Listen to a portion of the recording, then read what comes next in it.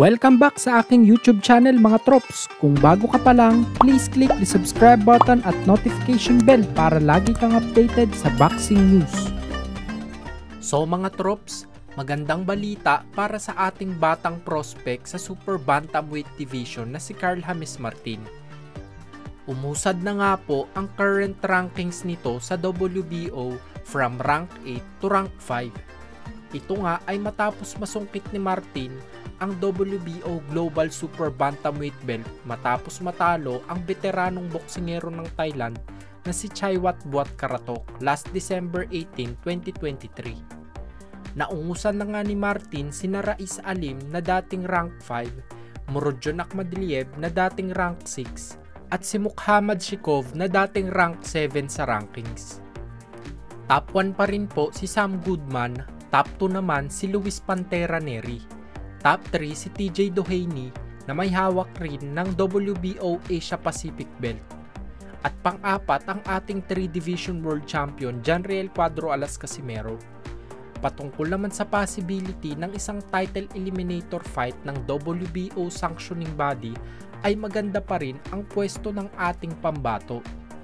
Since si Sam Goodman at Luis Neri ay mandatory challenger na ng IBF at WBC, ay safe to say na kila Doheny, Casimero at Martin na mamimili ang WBO kung sakaling magsasagawa ng isang title eliminator fight. Medyo tumatagilid lang ang positioning ni Casimero sa rankings mga trops. Let me explain kung paano ko nasabi.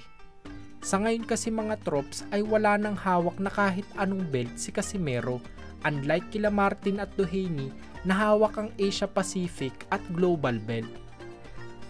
Pangalawa ay sa politics.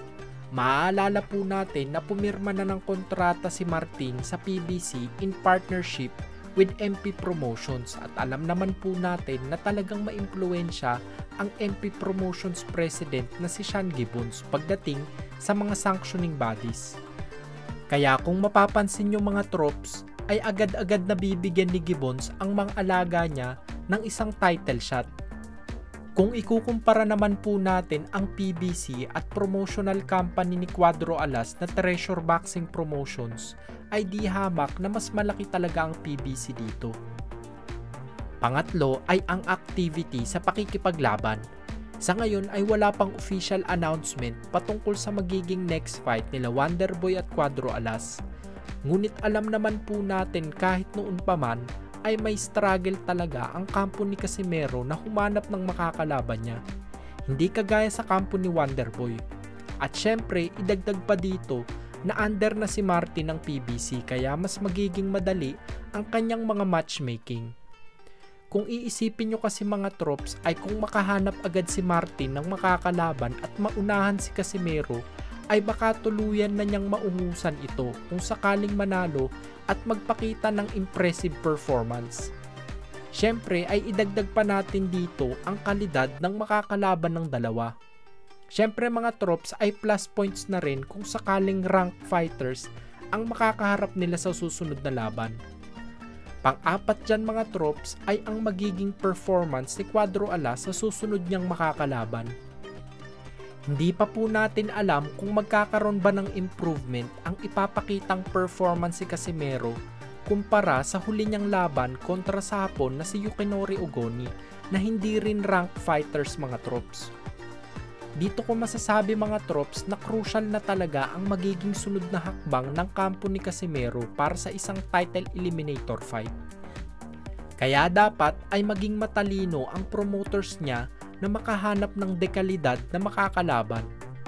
Kung sakaling mawala ang posibilidad ng isang title eliminator fight kay Cuadro Alas at hindi maging mandatory challenger, ay ang tanging pag-asa na lang nitong makaharap ang monster ng Japan ay kung bibigyan si Casimero ng isang voluntary title defense. Sa tingin nyo mga trops, anong dapat gawin ng kampo ni Cuadro Alas para masecure ang matagal na nating inaasam na laban niya kontra kay Naoya Inoue? Comment nyo lang ang sagot nyo sa baba. Kung nagustuhan nyo ang balita na iyon mga trops, bigyan nyo naman ako ng isang suntok sa like button dyan.